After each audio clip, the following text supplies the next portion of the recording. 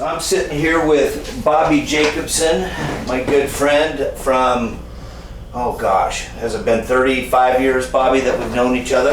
Thereabouts, yes. What I'm doing basically here is, as we talked about, I'm going to archive some of, I won't call you guys older because we are. Because you're only 70 of thereabouts.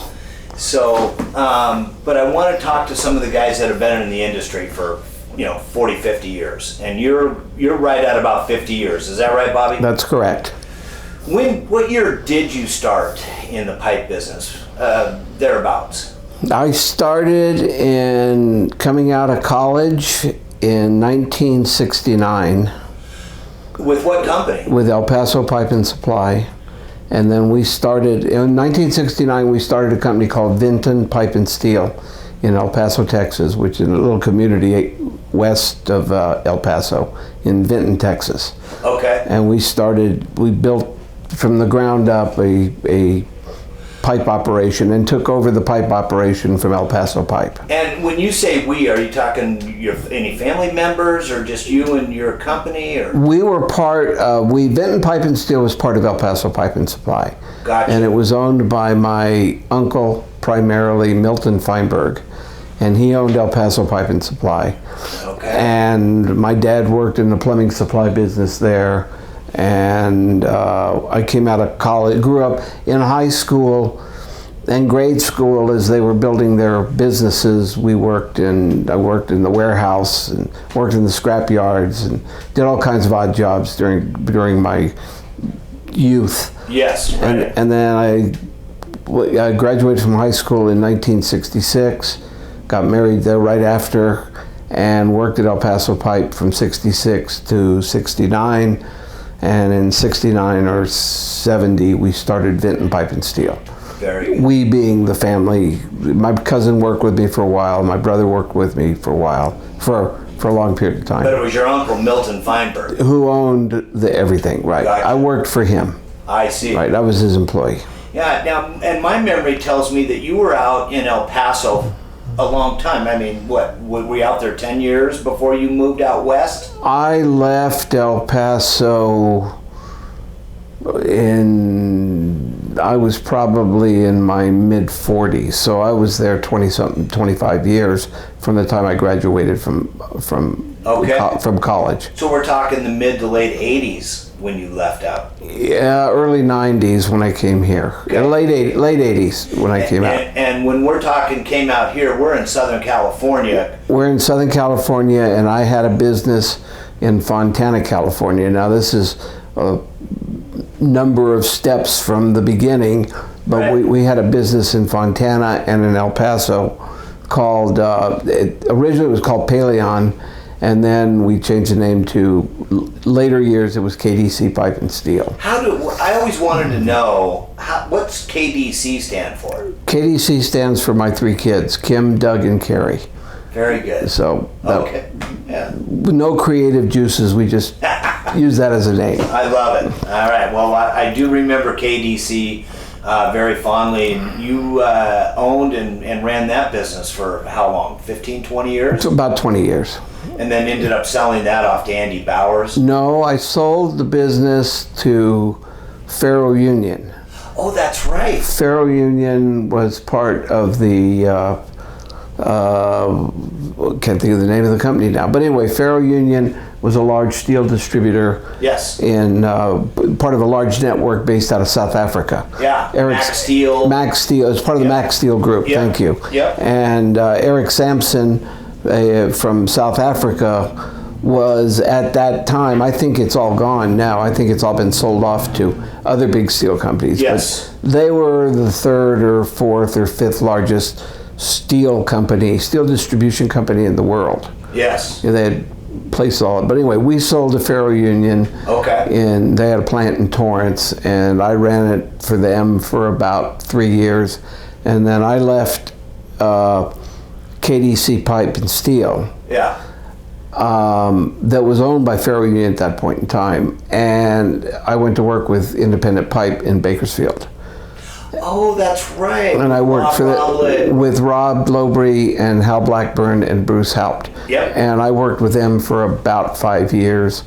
And then after that point, we just agreed that it was too much. My uncle had a favorite expression, too much ham for 2 eggs, you know. So we just parted companies, were very good friends. Sure. And I started R.B. Jacobson Incorporated. Yeah. And that's 16 years ago now. Okay. In 2002. And just to clarify, today we're sitting in your office at R.B. Jacobson in Hesperia, California. Which is the location of my plant. Right. Very good. Yeah, we just got through with the fabrication tour. It's amazing what you're still adding on to your facility here with a rail spur and all that. So you're 70 going on 40. I'm pretending I'm 40. I don't feel like 40 though. I love it. If you don't mind, I'd like to ask you about the NASPD. Sure. Because my earliest memories, you know, I've only been going to the meetings for a little over 30 years, and you were, you know, entrenched in with the NASPD.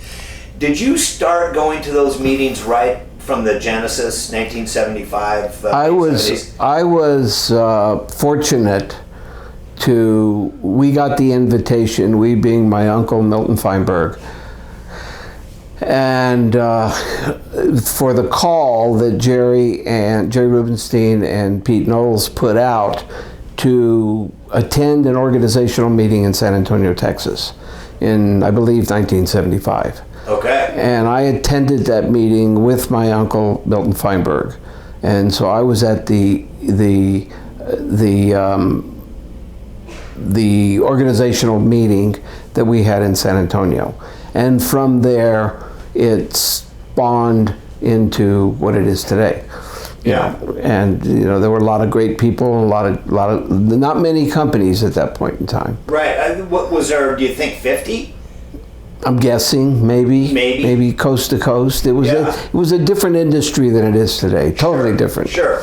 And you know, you and I were just at lunch. We were going over the succession of presidents, because Earl Cohen was the first president. Right. And you were actually the 5th NASPD president. That's correct. 79 to 80 was your term. What are some of your one of your early memories of back in the day?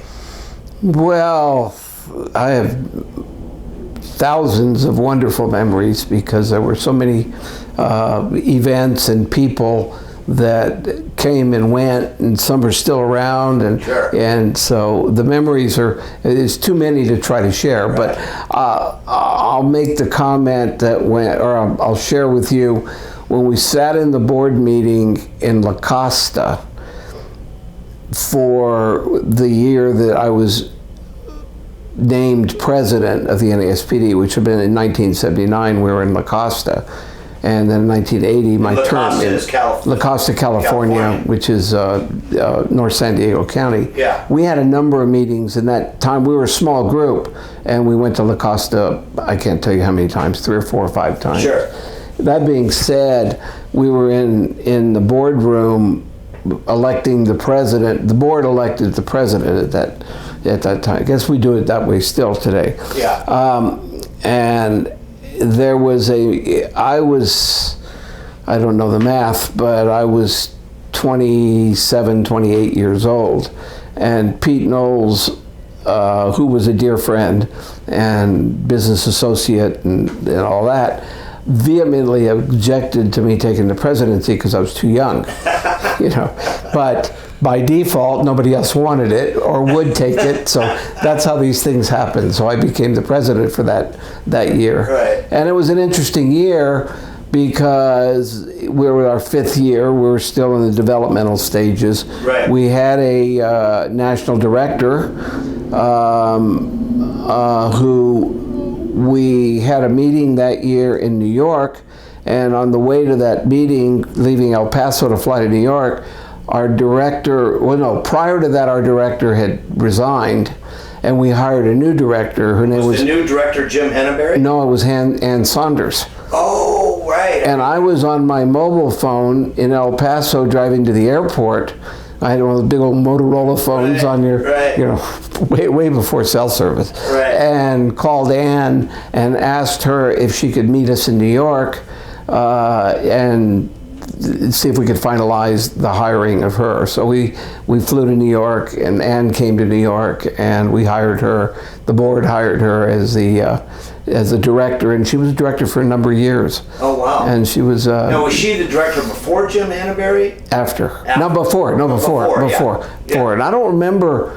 Hannaberry was late 80s, early Yeah. 90s. This I don't even recall. I wasn't that active in the organization during that period when Hannaberry was involved. But Ann was there for, I guess, about 10 or 12 years. Gotcha. And so anyway, I hired her. I was the president when we hired her. Sure. And so I was very active in integrating her into her job and what Right. we did and stuff. Was Pete Knowles and Jerry Rubenstein, who basically founded or got this organization together back in 74, 75, were they very active other than holding presidencies? They were on the board, obviously. They never held presidencies. They never did, right.